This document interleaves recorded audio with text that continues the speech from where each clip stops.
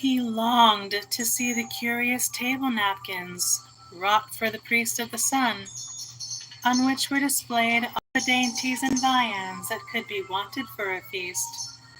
The mortuary cloth of King Chilperic, with its 300 golden bees, the fantastic robes that excited the indignation of the Bishop of Pontus, and were figured with lions, panthers, bears, dogs, forests, rocks, hunters, all in fact that a painter can copy from nature, and the coat that Charles of Orleans once wore, on the sleeves of which were embroidered the verses of a song beginning, Madame, je suis tout joyeux, the musical accompaniment of the words being wrought in gold thread, and note, of square shape in those days, formed with 4 pearls.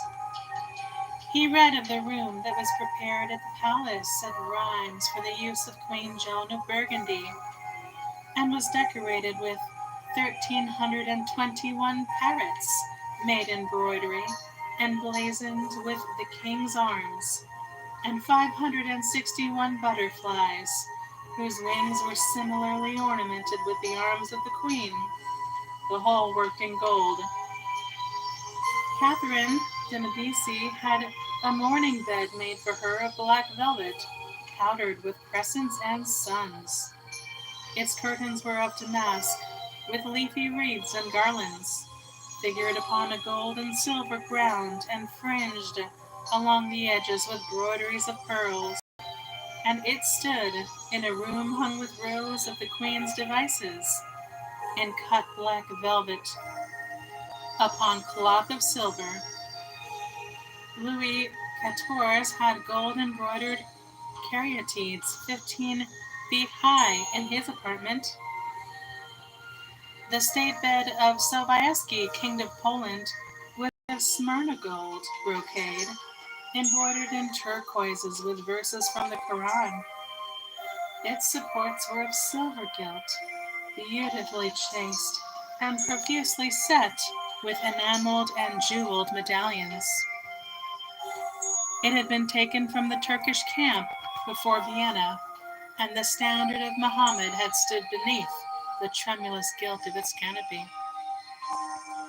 And so for a whole year he sought to accumulate the most exquisite specimens that he could find of textile and embroidered work, getting the dainty Delhi muslins, finely wrought with gold thread palmates, and stitched over with iridescent beetles' wings, the Dhaka gauzes, that from their transparency are known in the East as woven air and running water and evening dew.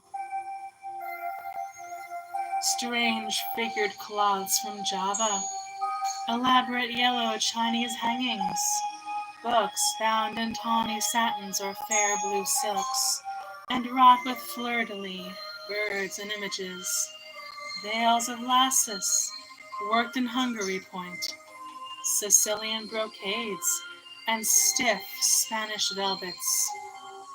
Georgian work, with its gilt coins, and Japanese fukusas, with their green-toned golds, and their marvelously plumaged birds.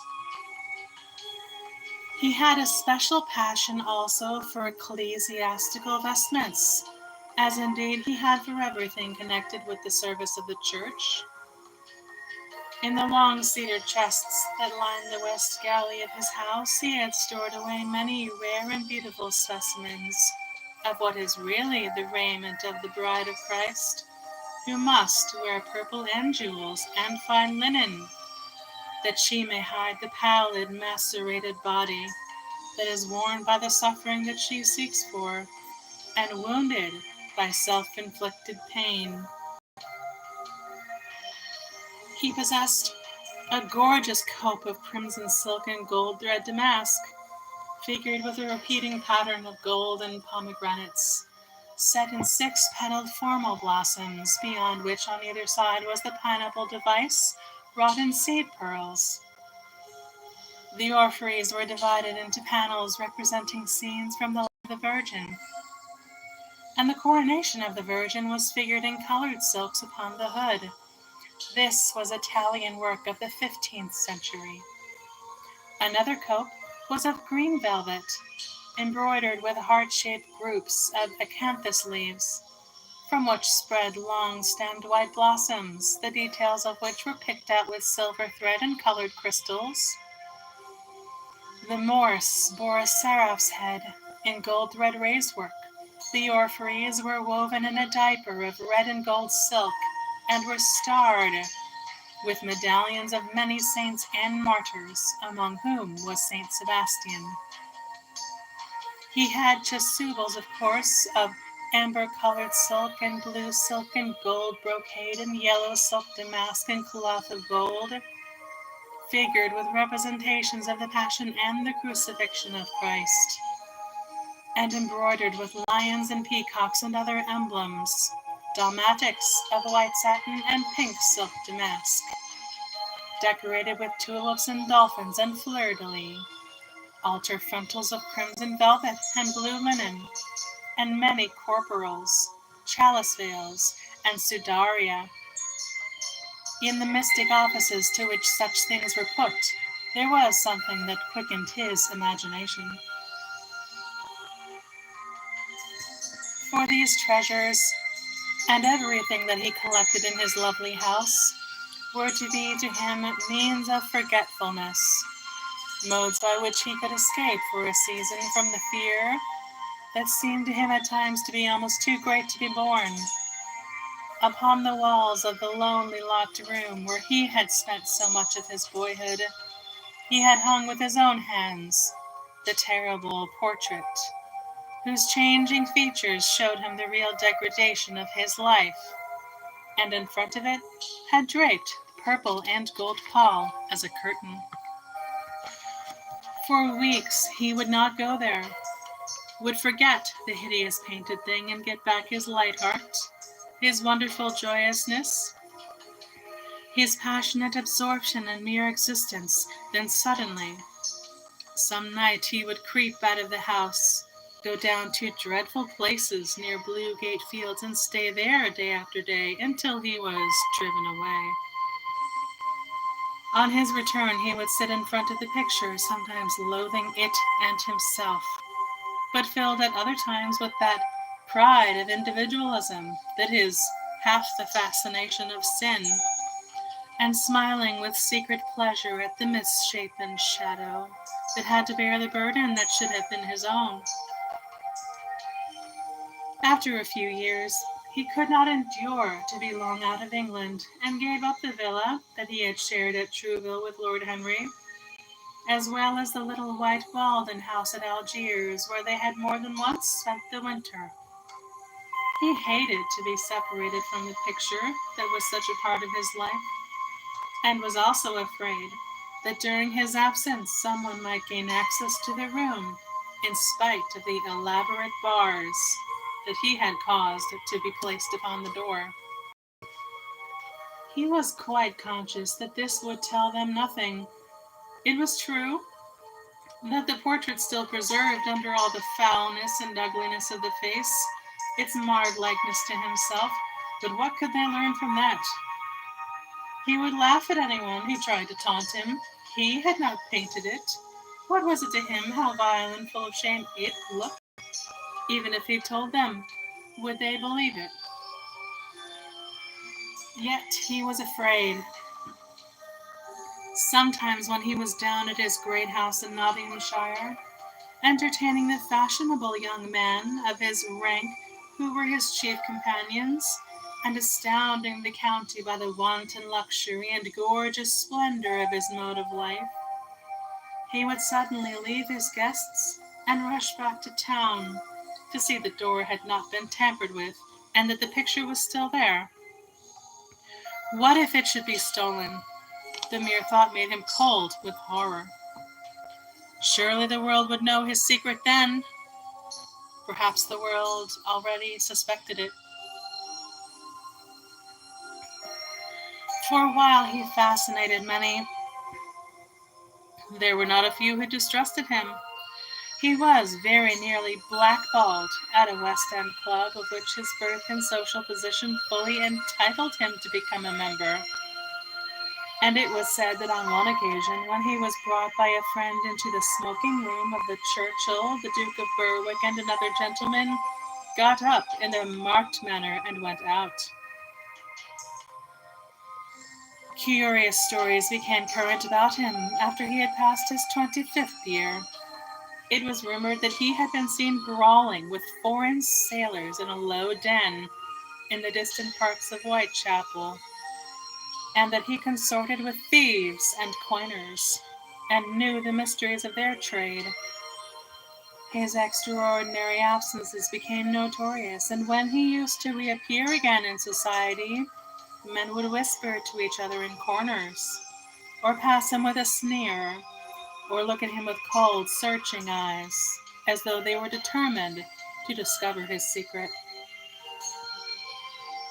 Of such insolences and attempted slights he of course took no notice, and in the opinion of most people his frank debonair manner, his charming boyish smile, and the infinite grace of that wonderful youth that seemed never to leave him, were in themselves a sufficient answer to the calumnies, for so they termed them, that were circulated about him.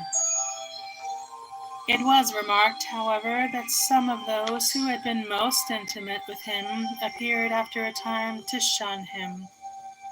Women who had widely adored him, and for his sake had braved all social censure and set convention at defiance, were seen to grow pallid with shame or horror if Dorian Gray entered the room.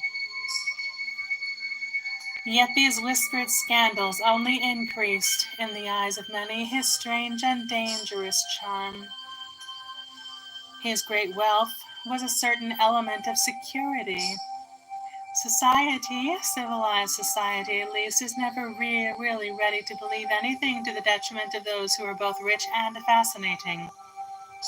It feels instinctively that manners are of more importance than morals, and, in its opinion, the highest respectability is of much less value than the possession of a good chef. And after all, it is a very poor consolation to be told that the man who has given one a bad dinner or poor wine is irreproachable in his private life. Even the cardinal virtues cannot atone for half-cold entrees, as Lord Henry remarked once in a discussion on the subject. And there is possibly a good deal to be said for his view. For the canons of good society are, or should be, the same as the canons of art. Form is absolutely essential to it. It should have the dignity of a ceremony as well as its unreality, and should combine the insincere character of a romantic play with the wit and beauty that makes such plays a delightful to us. Is insincerity such a terrible thing? I think not. It is merely a method by which we can multiply our personalities. Such, at any rate, was Dorian Gray's opinion. He used to wonder at the shallow psychology of those who conceive the ego in man as a thing simple, permanent, reliable, and of one essence.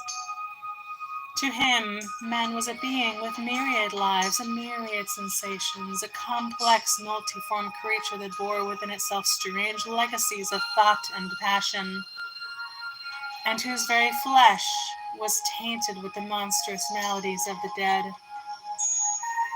He loved to stroll through the gaunt, cold picture gallery of his country house and look at the various portraits of those whose blood flowed in his veins.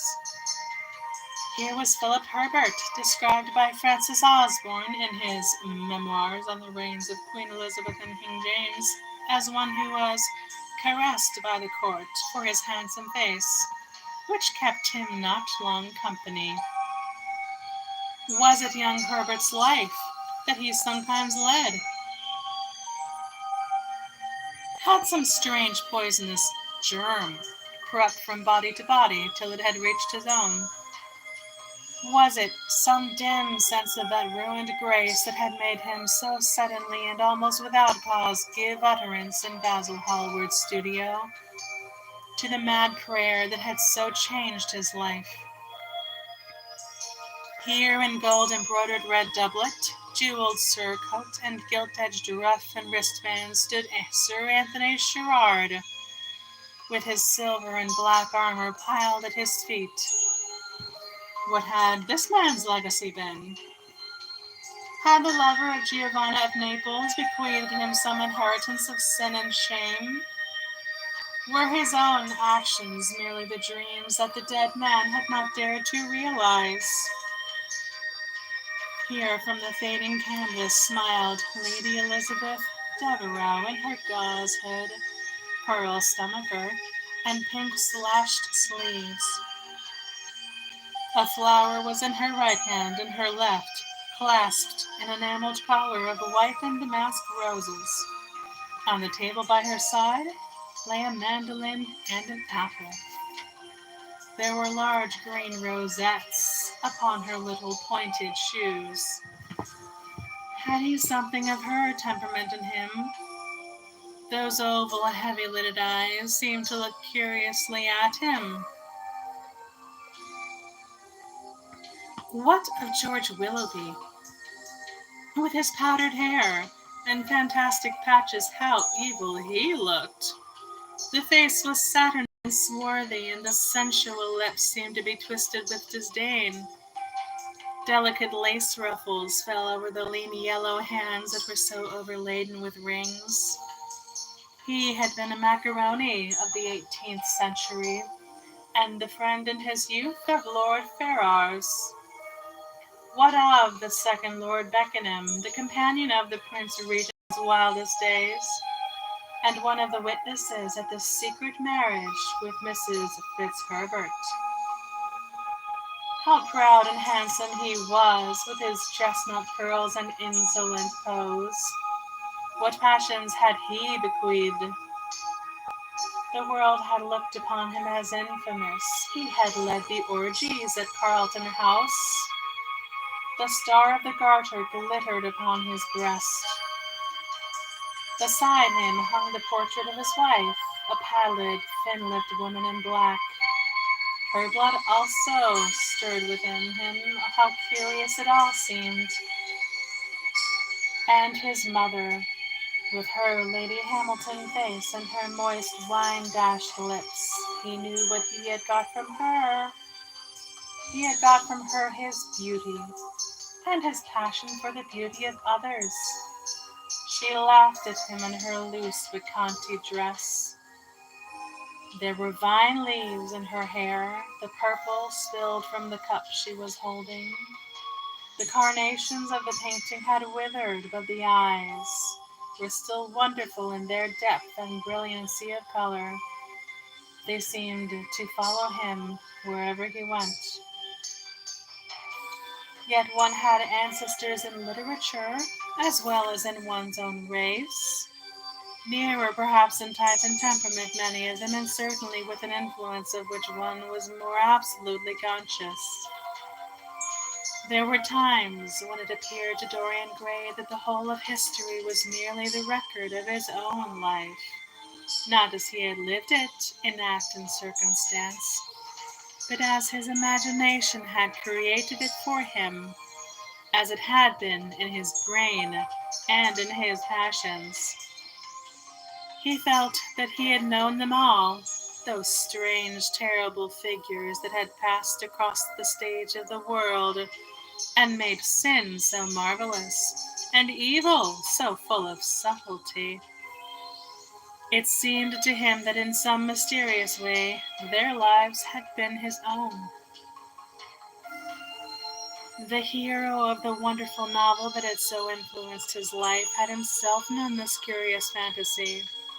In the 7th chapter, he tells how, crowned with laurel lest lightning might strike him, he had sat as Tiberius in a garden at Capri, reading the shameful books of Elephantis, while dwarfs and peacocks strutted round him, And the flute player mocked the swinger of the censer, and as Caligula had caroused with the green-shirted jockeys in their stables, and supped in an ivory manger with a jeweled frontleted horse, and as Domitian had wandered through a corridor lined with marble mirrors, looking round with haggard eyes for the reflection of the dagger that was to end his days, and sick with that ennui, that terrible tedium vitae that comes on those to whom life denies nothing, and had peered through a clear emerald at the red shambles of the circus, and then in a litter of pearl and purple drawn by silver-shod mules, been carried through the street of pomegranates to a house of gold, and heard men cry on Nero Caesar as he passed by, and Elagabalus had painted his face with colors, and plied the distaff among the women, and brought the moon from Carthage, and given her in mystic marriage to the sun. Over and over again, Dorian used to read this fantastic chapter, and the two chapters immediately following, in which, as in some curious tapestries or cunningly wrought enamels, were pictured the awful and beautiful forms of those whom vice and blood and weariness had made monstrous or mad. Filippo, Duke of Milan, who slew his wife and painted her lips with a scarlet poison, that her lover might suck death from the dead thing he fondled. Pietro Barbi, the Venetian, known as Paul II, who sought in his vanity to assume the title of Formosus, and whose tiara, valued at 200,000 florins, was bought at the price of a terrible sin. Gian Maria Visconti, who used hounds to chase living men, and whose murdered body was covered with roses by a harlot who had loved him. The Borgia, on his white horse, with fratricide riding beside him, and his mantle stained with the blood of Corotto.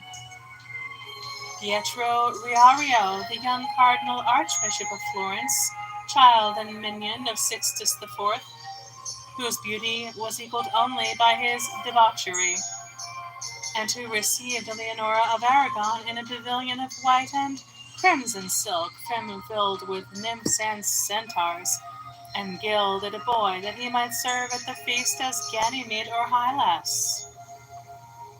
Azalin, whose melancholy could be cured only by the spectacle of death, and who had a passion for red blood, as other men have for red wine. The son of the fiend, as was reported, and one who had cheated his father at dice, when gambling with him for his own soul.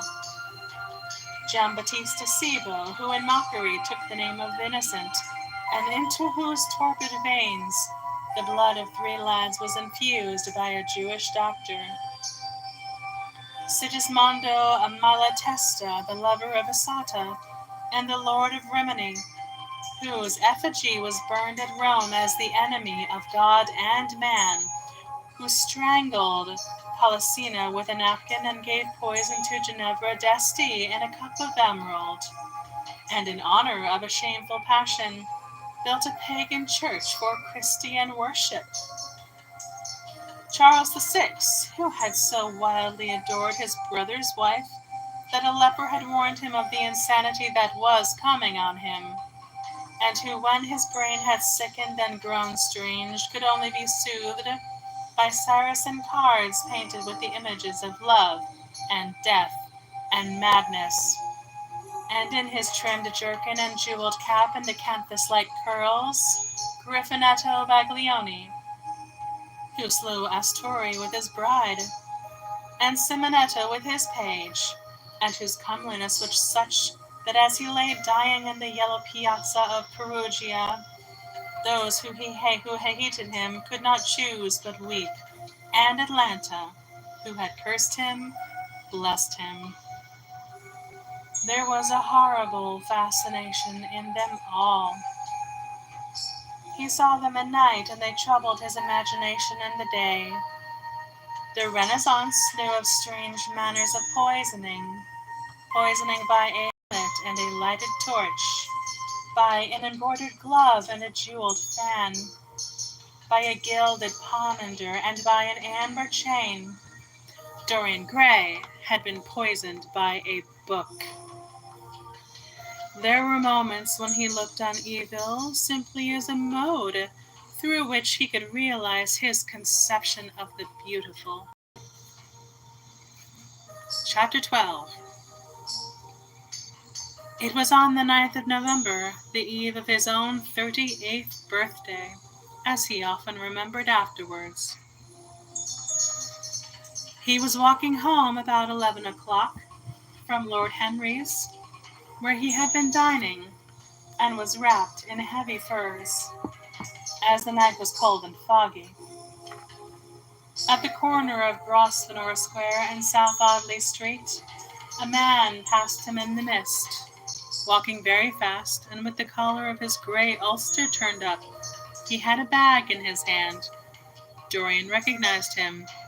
It was Basil Hallward. A strange sense of fear, for which he could not account, came over him. He made no sign of recognition, and went on quickly in the direction of his own house. But Hallward had seen him. Dorian heard him first stopping on the pavement and then hurrying after him. In a few moments his hand was on his arm. "Dorian, what an extraordinary piece of luck! I have been waiting for you in your library ever since 9 o'clock. Finally, I took pity on your tired servant and told him to go to bed as they let me out. I am off to Paris by the midnight train, and I particularly wanted to see you before I left. I thought it was you, or rather your fur coat, as you passed me, but I wasn't quite sure. Didn't you recognize me? In this dear fog, my dear Basil? Why, I can't even recognize Grosvenor Square. I believe my house is somewhere about here, but I didn't feel at all certain about it. I am sorry you are going away, as I have not seen you for ages. But I suppose you will be back soon." "No, I'm going to be out of England for 6 months. I intend to take a studio in Paris and shut myself up till I have finished a great picture I have in my head. However, it wasn't about myself I wanted to talk. Here we are at your door. Let me come in for a moment. I have something to say to you." "I shall be charmed. But won't you miss your train?" said Dorian Gray languidly, as he passed up the steps and opened the door with his latchkey. The lamplight struggled out through the fog, and Hallward looked at his watch. "I have heaps of time," he answered. "The train doesn't go till 12:15, and it is only just 11. In fact, I was on my way back to the club to look for you when I met you. You see, I shan't have any delay about luggage, as I have sent on my heavy things. All I have with me is in this bag, and I can easily get to Victoria in 20 minutes. Dorian looked at him and smiled. What a way for a fashionable painter to travel!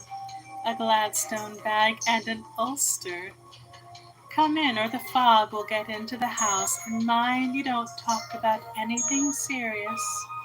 Nothing is serious nowadays, at least nothing should be." Hallward shook his head as he entered and followed Dorian into the library.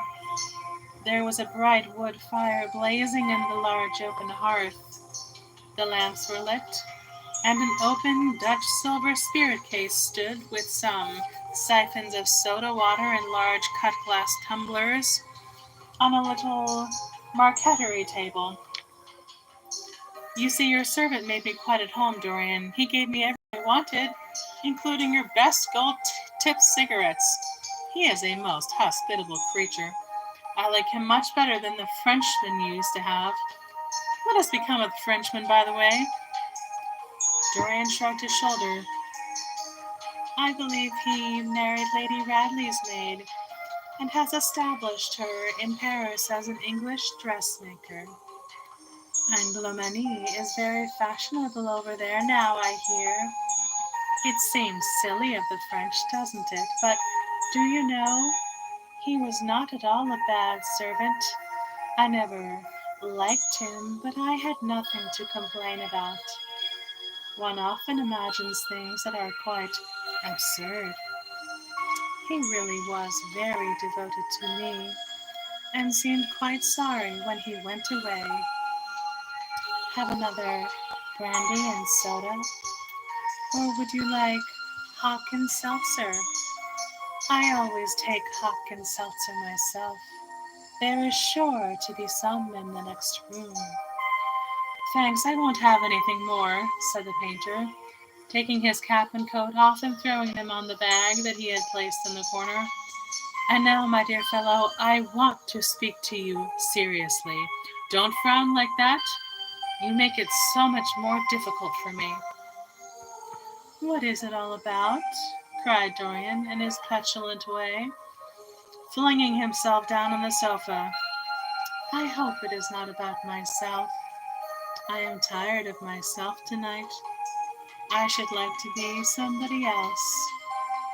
It is about yourself, answered Hallward in his grave, deep voice, and I must say it to you. I shall only keep you half an hour. Dorian sighed and lit a cigarette. Half an hour, he murmured. It is not much to ask of you, Dorian, and it is entirely for your own sake that I am speaking. I think it is right that you should know that the most dreadful things are being said against you in London. I don't wish to know anything about them. I love scandals about other people, but scandals about myself don't interest me. They have not got the charm of novelty. They must interest you, Dorian. Every gentleman is interested in his good name. You don't want people to talk of you as something vile and degraded. Of course, you have your position and your wealth and all that kind of thing, but position and wealth are not everything. Mind you, I don't believe these rumors at all. At least I can't believe them when I see you. Sin is the thing that writes itself across a man's face that cannot be concealed. People talk sometimes of secret vices. There are no such things. If a wretched man has a vice, it shows itself in the lines of his mouth, the droop of his eyelids, the molding of his hands even. Somebody, I won't mention his name, but you know him, came to me last year to have his portrait done. I had never seen him before and had never heard anything about him at the time, though I have heard a good deal since. He offered an extravagant price. I refused him. There was something in the shape of his fingers that I hated. I know now that I was quite right in what I fancied about him. His life is dreadful. But you, Dorian, with your pure, bright, innocent face and your marvelous, unruly youth, I can't believe anything against you. And yet I see you very seldom, and you never come down to the studio now. And when I am away from you and I hear all these hideous things that people are whispering about you, I don't know what to say. Why is it, Dorian, that a man like the Duke of Berwick leaves the room of a club when you enter it? Why is it that so many gentlemen in London will neither go to your house nor invite you to theirs? You used to be a friend of Lord Staveley. I met him at dinner last week. Your name happened to come up in conversation in connection with the miniatures you have lent to the exhibition at the Dudley. Staveley curled his lip and said that you might have the most artistic tastes, but that you were a man whom no pure-minded girl should be allowed to know, and whom no chaste woman should sit in the same room with. I reminded him that I was a friend of yours, and asked him what he meant. He told me. He told me right out before everybody. It was horrible. Why is your friendship so fatal to young men? There was that wretched boy in the Guards who committed suicide. You were his great friend. There was Sir Henry Ashton, who had to leave England. with a tarnished name.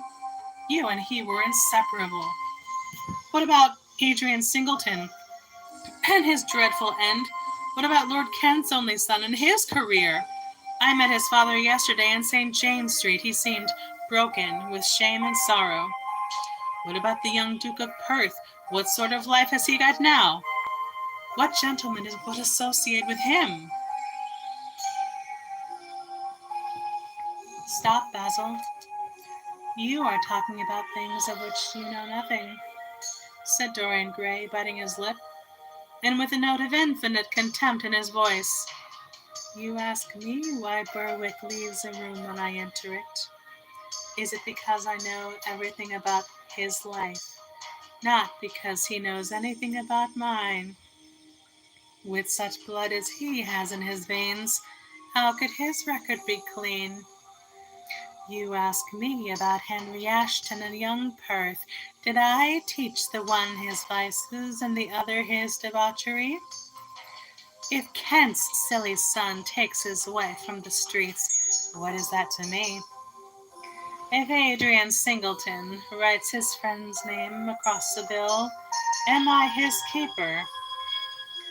I know how people chatter in England. The middle classes air their moral prejudices over their gross dinner tables and whisper about what they call the profligacies of their betters, in order to try and pretend that they are in smart society and on intimate terms with the people they slander. In this country, it is enough for a man to have distinction and brains, for every common tongue to wag against him. And what sort of lives do these people who pose as being moral lead themselves? My dear fellow, you forget that we are in the native land of the hypocrite. Dorian, cried Hallward, that is not the question. England is bad enough, I know, and English society is all wrong. That is the reason why I want you to be fine. You have not been fine. One had a right to judge of a man by the effect he has over his friends. Yours seem to lose all sense of honor, of goodness, of purity. You have filled them with madness for pleasure. They have gone into the depths. You led them there. Yes, you led them there, and yet you can smile as you are smiling now, and there is worse behind. I know you and Harry are inseparable. Surely for that reason, if for no other, you should not have made his sister's name a byword. Take care, Basil. You go too far. I must speak, and you must listen. You shall listen. When you met Lady Gwendolen, not a breath of scandal had ever touched her. Is there a single decent woman in London now who would drive with her in the park? Why, even her children are not allowed to live with her. Then there are other stories that you have been sent creeping at dawn out of dreadful houses and slinking in disguise into the foulest dens in London. Are they true? Can they be true? When I first heard them, I laughed. I hear them now, and they make me shudder. What about your country house and the life that is led there? Dorian, you don't know what is said about you. I won't tell you that. I don't want to preach it to you. I remember Harry saying once that every man who turned himself into an amateur curate for the moment always began by saying that and then proceeded to break his word. I do want to preach to you. I want you to lead such a life as will make the world respect you. I want you to have a clean name and a fair record. I want you to get rid of the dreadful people you associate with. Don't shrug your shoulders like that. Don't be so indifferent. You have a wonderful influence. Let it be for good, not for evil. They say that you corrupt everyone with whom you become intimate, and that is quite sufficient for you to enter a house for shame of some kind to follow after. I don't know whether it is so or not. How should I know? But it is said of you. I am told things that it seems impossible to doubt. Lord Gloucester was one of my greatest friends at Oxford. He showed me a letter that his wife had written to him when she was dying alone in her villa at Mentone. Your name was implicated in the most terrible confession I ever read. I told him that it was absurd, that I knew you thoroughly, and that you were incapable of any of the kind. Know you? I wonder, do I know you? Before I could answer that, I should have to see your soul. To see my soul? Muttered Dorian Gray, starting up from the sofa and turning almost white from fear. Yes, answered Hallward gravely, and with that deep-toned sorrow in his voice. To see your soul. But only God can do that.